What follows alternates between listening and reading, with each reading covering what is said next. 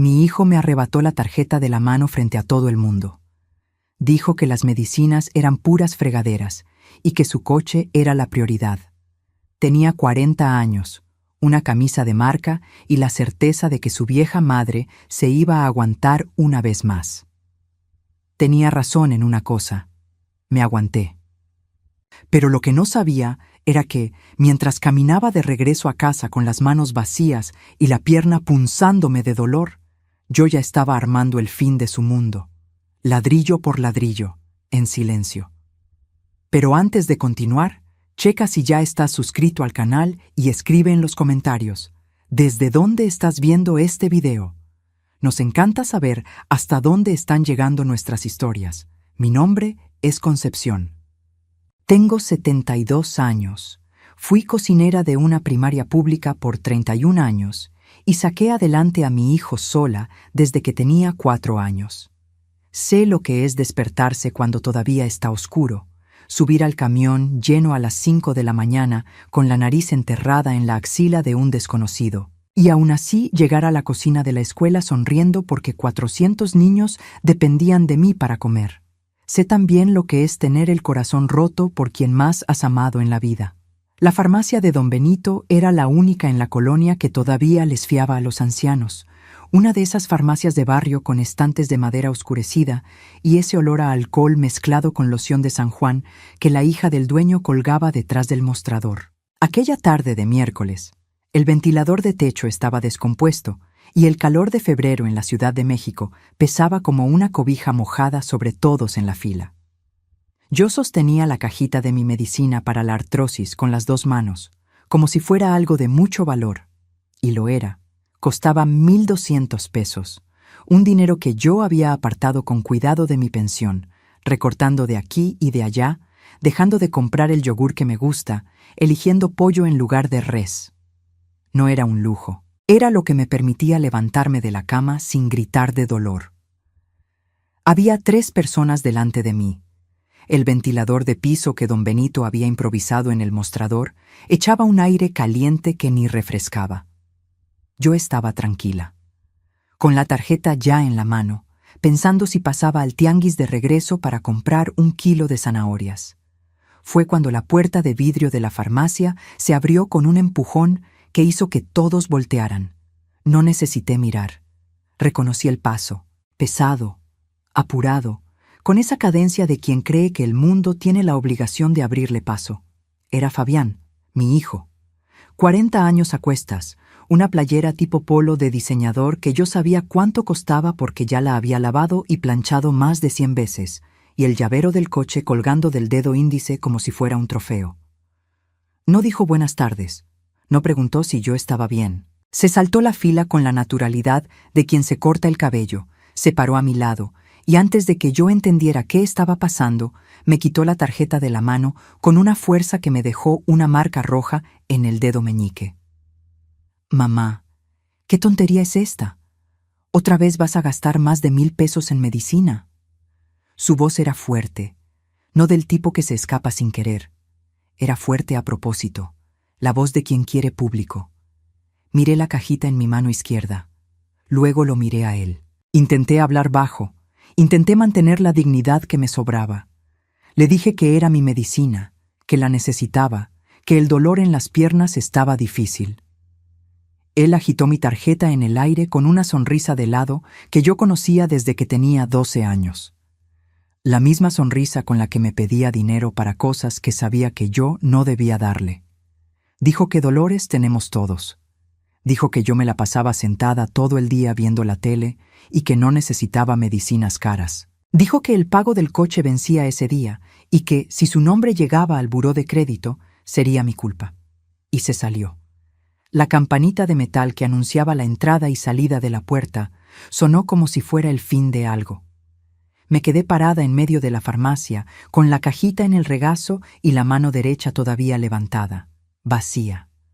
La muchacha de la caja, que me conocía desde niña, miró al piso. Una señora más grande, que estaba detrás de mí en la fila, se hizo la señal de la cruz muy despacio. Don Benito, allá atrás, fingió que estaba anotando algo en su libreta. La lástima en los ojos de los demás duele más que cualquier artrosis. Puse la cajita de nuevo en el estante con cuidado, como si ella fuera la culpable de algo. Le agradecí a la muchacha de la caja, que todavía intentó ofrecerme crédito en la cuenta, y salí a la calle. El sol de la tarde me pegó en la frente como una bofetada. El asfalto olía a hule caliente. El microbús pasó rugiendo por la avenida levantando un polvo que me entró en los ojos. Empecé a caminar hacia la casa. Mi pierna derecha me daba un tirón cada 2 o 3 pasos, recordándome que la artrosis no sabe de humillaciones públicas, no respeta escenas de farmacia, no espera el momento adecuado para doler. Pero extrañamente, el dolor físico parecía pequeño en ese momento. Era un susurro comparado con el grito que tenía atorado en medio del pecho. 4 cuadras. Pasé por el mercado sin detenerme. Pasé por la primaria donde trabajé por 11 años. Pasé por la capillita donde bauticé a Fabián, donde recé para que creciera honesto y trabajador, donde le pedí a Dios que me diera fuerzas para criar a ese niño sin padre y sin mucho dinero, pero con mucho amor. Entré por el zaguán de mi casa, me senté en la silla de la cocina, y la película empezó a pasar. Hay un tipo de cansancio que no viene del cuerpo, viene de adentro, de un lugar que no aparece en las radiografías y que ningún médico del seguro puede diagnosticar. Es el cansancio de quien cargó el peso de alguien por demasiado tiempo, y un día, sin que nadie se dé cuenta, las rodillas empiezan a ceder. Sentada en esa silla de madera, mirando la cocina que me sabía de memoria, cada mancha en la pared, cada rayón en la puerta del refri, cada grieta en el azulejo arriba de la tarja, empecé a entender que estaba agotada de esa manera. Fabián nunca se fue de la casa. Lo intentó una vez. Se fue a vivir con una novia a un departamento rentado en la colonia vecina. Duró 8 meses. Regresó diciendo que la muchacha era una desordenada y que la vida en pareja era más cara de lo que él había calculado. Desde entonces, ocupaba el cuarto más grande de la casa, el que tenía la ventana hacia la calle, con el aire de la tarde. Mi cuarto estaba al fondo, con la ventana dando a la barda del vecino. Nunca se me ocurrió quejarme por eso. El dinero de Fabián, él trabajaba en un centro de atención telefónica en el centro histórico, desaparecía cada mes de formas que aprendí a no preguntar. Ropa nueva, salidas con los amigos, el celular que cambiaba cada año y ahora ese coche. Un coche que yo sé que costó más de lo que él podía pagar, porque una noche oí su plática con un amigo sobre las mensualidades y se me pusieron los pelos de punta. Mi pensión, poco más de 2 salarios mínimos, pagaba la luz, el gas, el mandado, e iba tapando los agujeros que él dejaba. Cuando la cuenta de su tarjeta de crédito vencía y no tenía cómo pagar, aparecía con ese modito, con los hombros caídos, diciéndome que estaba muy apretado. Yo siempre lo ayudaba. Después de la escena de la farmacia, sentada en esa silla de madera con la pierna doliendo y el corazón todavía más, finalmente vi la palabra correcta para lo que estaba pasando. No era ayudar, era mantener. Había una diferencia enorme entre las dos cosas, y yo había pasado años fingiendo que no existía. Me levanté y puse café. El olor del grano tostado llenó la cocina, y por un segundo fue como un abrazo. Fue ese olor el que me despertó a las 4 de la mañana durante décadas para ir a trabajar. Ese olor era mi ancla. Mientras el agua caliente bajaba por el filtro, algo se fue acomodando en mi cabeza. No lloré esa tarde. Eso me sorprendió. Soy mujer de lágrima fácil. Lloro con canciones de Juan Gabriel. Lloro con la foto de mi difunto esposo que tengo en la repisa de la sala. Lloro con las novelas sin ninguna vergüenza. Pero ahí, con la taza humeante en las manos y el ruido del barrio entrando por la ventana abierta, mis ojos estaban secos. En lugar del llanto, había claridad. Y la claridad, descubrí esa tarde, es la cosa más peligrosa que puede aparecer en la cabeza de una mujer vieja que se ha pasado la vida entera siendo subestimada. Fui a mi cuarto. Abrí la puerta del ropero, ese de madera maciza que huele a naftalina y jabón de coco, y me quedé parada mirando hacia adentro por un rato. Luego me hinqué con dificultad, con la rodilla tronando en el piso frío, y jalé el cajón de hasta abajo. Empujé las cobijas de invierno a un lado. La lata de galletas estaba ahí, roja con flores blancas, con la tapa un poco oxidada de las orillas, de esas que uno recibe de regalo y nunca tira porque siempre sirven para guardar algo. Fabián nunca supo lo que había dentro. Él era de ese tipo de gente que no ve lo que tiene enfrente, porque la arrogancia funciona como una venda en los ojos. Abrí la lata. El olor a papel guardado y a lavanda llenó el aire. Dentro de la lata, mi vida real estaba doblada por capas. La escritura del terreno que yo y mi esposo Ernesto compramos cuando todavía éramos jóvenes, cuando esta colonia era puro llano y nosotros cargábamos los bultos de cemento en la espalda los fines de semana. Ernesto murió de un derrame cuando Fabián tenía 6 años, dejándome con una casa a la mitad, un niño y una nostalgia que todavía hoy ocupa un lugar permanente en mi pecho. Yo terminé de construir esa casa, literalmente. Le pagué a un albañil para levantar las bardas del cuarto del fondo y del baño. Pagué con dinero de tamales vendidos en la calle, de costuras hechas de noche, de horas extra en la cocina de la escuela. Fabián creció entre esas paredes, pero las paredes eran mías. Saqué también el fajo de dinero amarrado con una liga, billetes de 200 y de 500 pesos que yo había juntado a lo largo de los años con una disciplina silenciosa que ni yo misma sé explicar bien. Cada mes, sin falta, guardaba algo. 50 pesos que sobraron del mandado, 100 pesos de un pastel de cumpleaños que le hice a la vecina, 200 de mi aguinaldo que le dije a Fabián que había sido menos de lo esperado. Conté ahí mismo, extendiendo los billetes sobre la colcha. 28,000 pesos. Para quien financia un coche de $500,000 puede parecer poco. Para una mujer que se pasó la vida haciendo milagros con monedas, era una fortuna. Era libertad en papel. Por último, saqué una agendita de pasta dura, chiquita, con la liga que sujeta las páginas ya estirada. Ahí estaban los números de las personas que realmente importaban en mi vida, personas que Fabián nunca conoció bien porque nunca le interesó conocerlas. Pasé las hojas despacio. En la letra D estaba el nombre de Dora, mi compañera de cocina por 14 años, una mujer llenita y alegre que se reía del ruido de las ollas como si fuera música. Ella se había mudado a Veracruz cuando su hija se casó y siempre me estaba invitando a pasar unos días allá. Yo siempre decía que no podía dejar a Fabián. ¡Qué chiste! En la letra A, el nombre de Adrián, un niño que estudió en la escuela donde yo trabajé, allá por los 90. Llegaba cada mañana sin desayunar, con los ojos hundidos de hambre, el pantalón siempre roto de la rodilla. Yo le guardaba un plato de más y se lo daba en la mano antes de cerrar la cocina.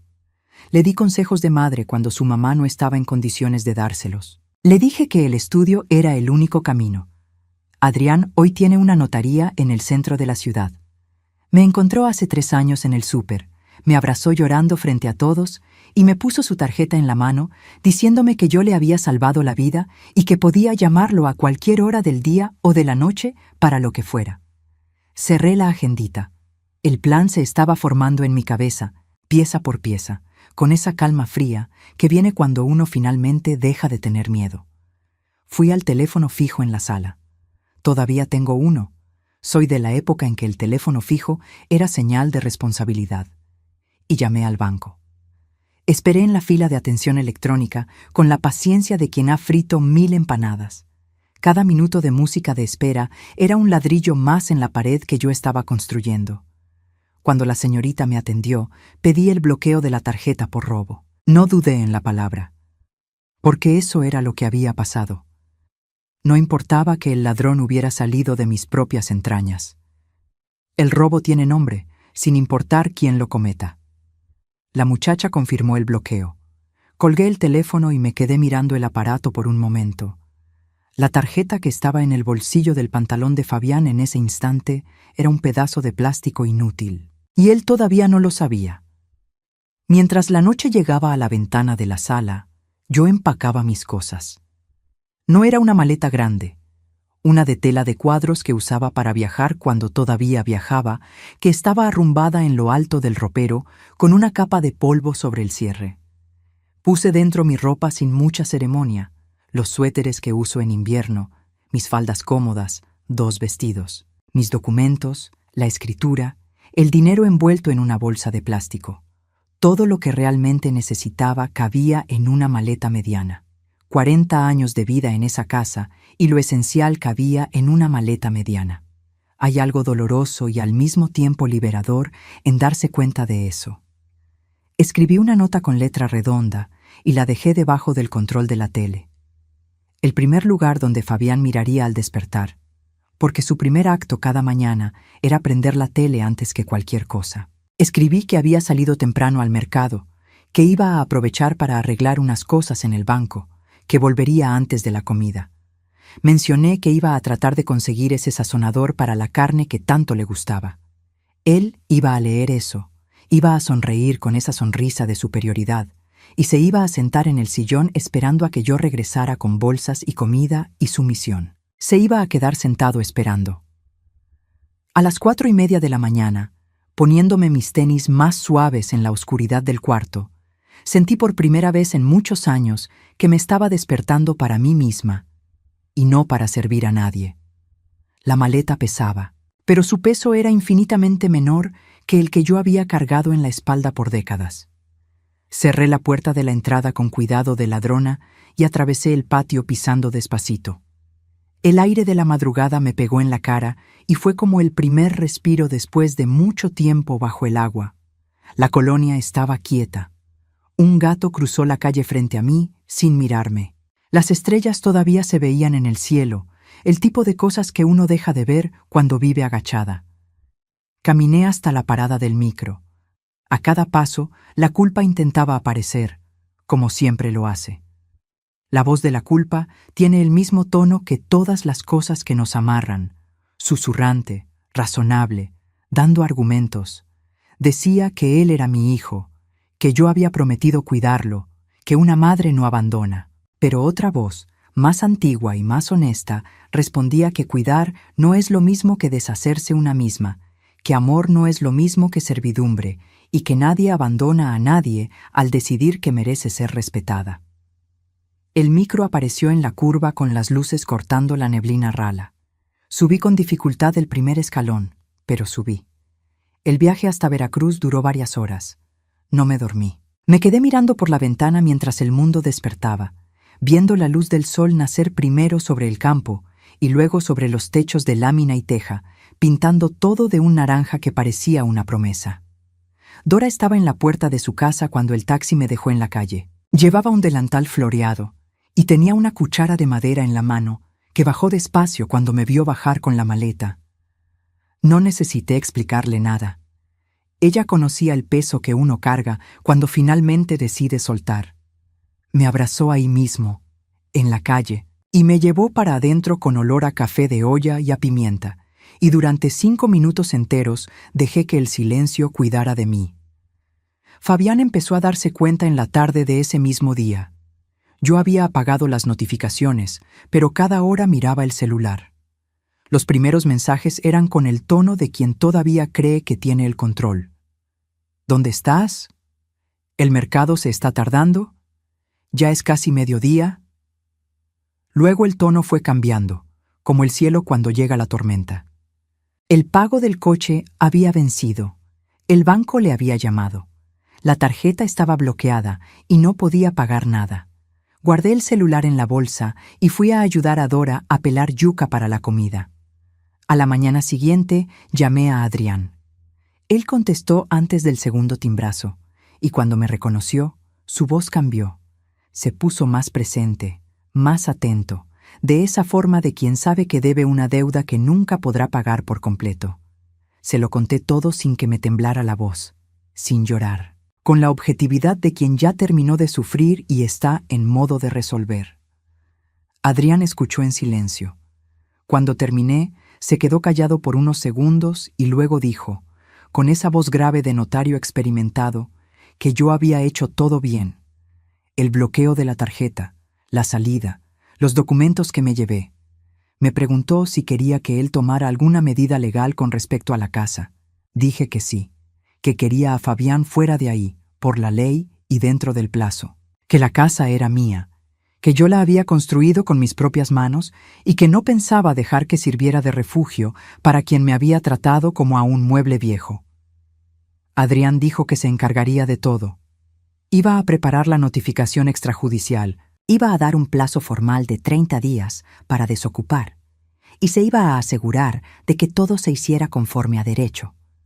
Me pidió que le mandara los documentos con un servicio de mensajería ese mismo día.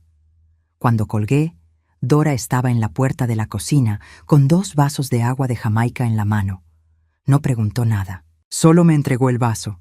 Se sentó en la silla de palma a mi lado y se quedó mirando conmigo hacia el horizonte, que desde ese patio se sentía más amplio que cualquier calle de la ciudad.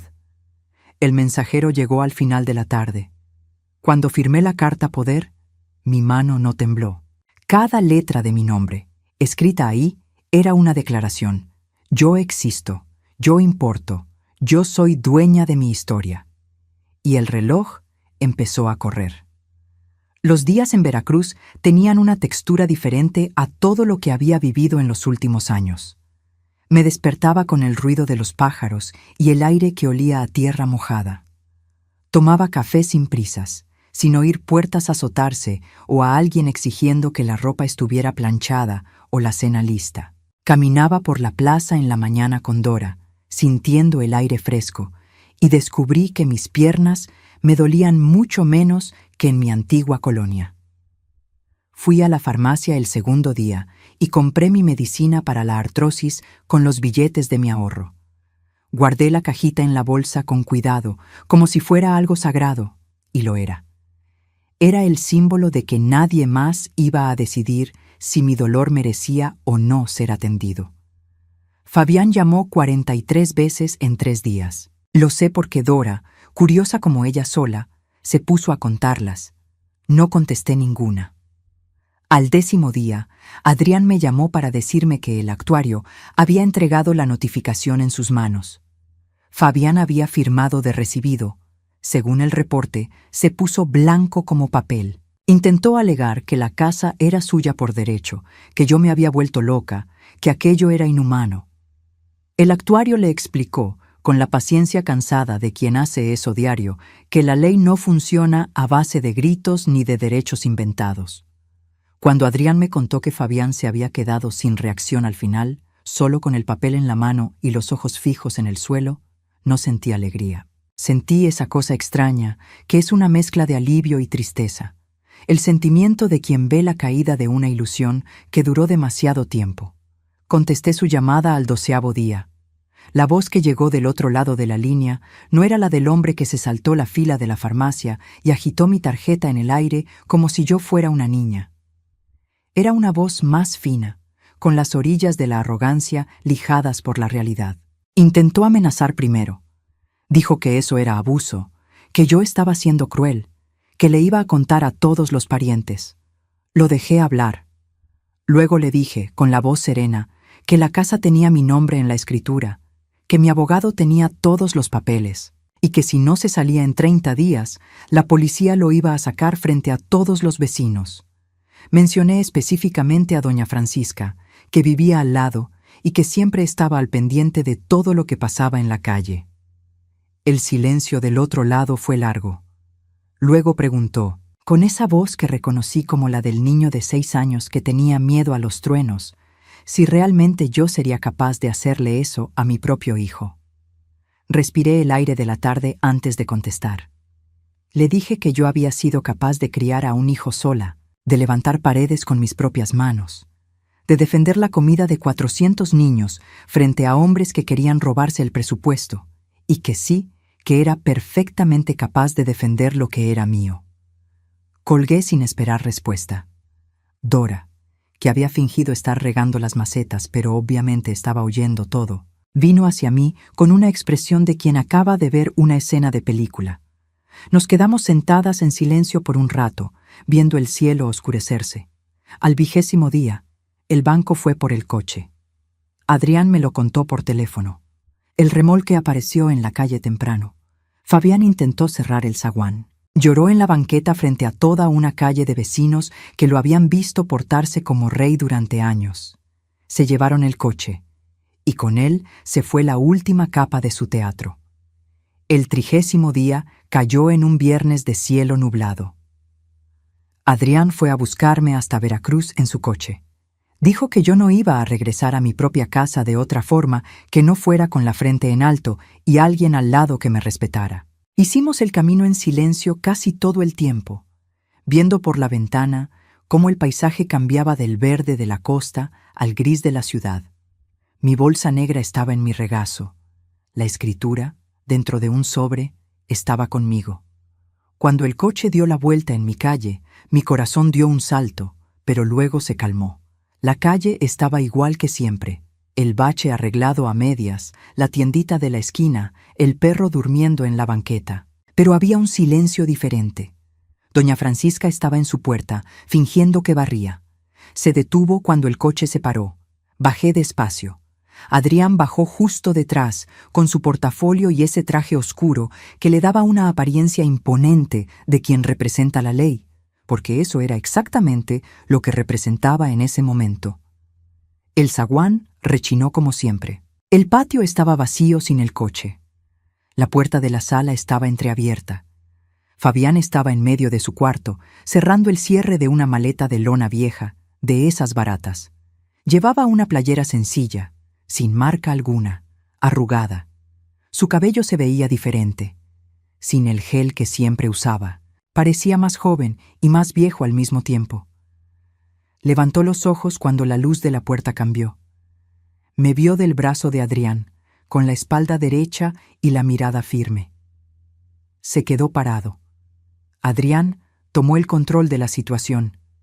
Explicó que el plazo había terminado, que todo estaba en orden, y preguntó si la desocupación sería pacífica. Fabián me miró a mí, solo a mí. Había ahí una pregunta que no podía decir en voz alta. La misma pregunta del niño de 6 años con miedo a los truenos. ¿Todavía me amas? ¿Todavía me vas a salvar? Le sostuve la mirada. No bajé la cabeza. No hubo lágrimas. Dije, buenos días, con la serenidad de quien finalmente encontró su lugar. Él agarró sus cosas. Pasó a mi lado despacio.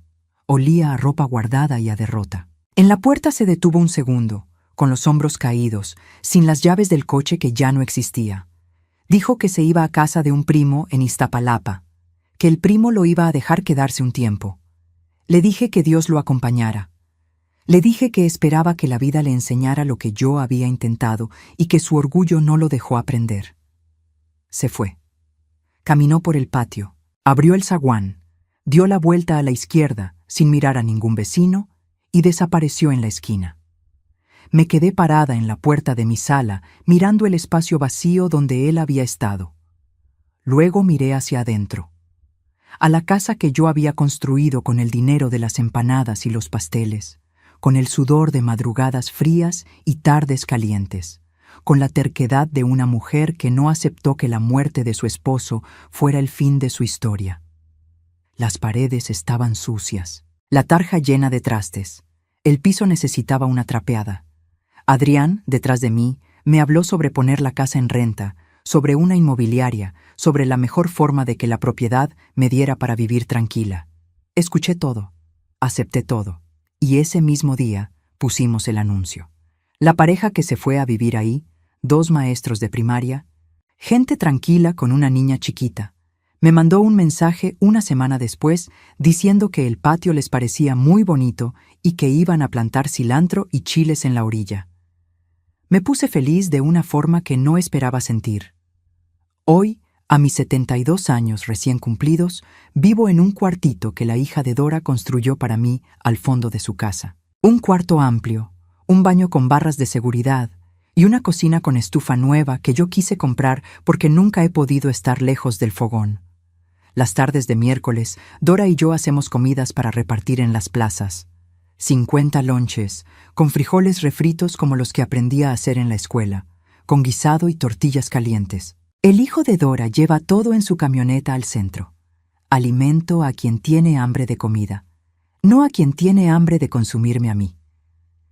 El dinero de la renta, junto con mi pensión, me da una tranquilidad que nunca conocí. Compro mi medicina la primera semana del mes, sin contar monedas, sin dejar de comprar mi yogur, sin sacrificar lo que mi cuerpo necesita. De Fabián sé poco. El chisme llega por caminos que uno no controla. Doña Francisca todavía me manda mensajes de vez en cuando. Supe que entró a trabajar a una bodega, que está pagando sus deudas solo por primera vez en su vida. Deseo de corazón que eso lo cambie. Ninguna madre puede dejar de desearlo. Pero no he llamado, no he mandado dinero, no lo he ido a buscar. Quien cortó el cordón umbilical en medio de esa farmacia fue él. Yo solo aprendí a quedarme de pie. La gente mira a una mujer vieja de cabellos blancos y pasos cortos y cree que su historia ya terminó, que es un sobrante, que es un adorno. Se les olvida que la madera más vieja es la que hace el fuego más fuerte, y mi estufa, ahora, solo se prende para quien sabe darle valor al banquete. Ahora, si te gustó esta historia, dale clic en suscribirse y dime en los comentarios, ¿qué parte te dejó con la boca abierta? Y no olvides hacerte miembro para tener acceso a videos exclusivos. Te espero allá.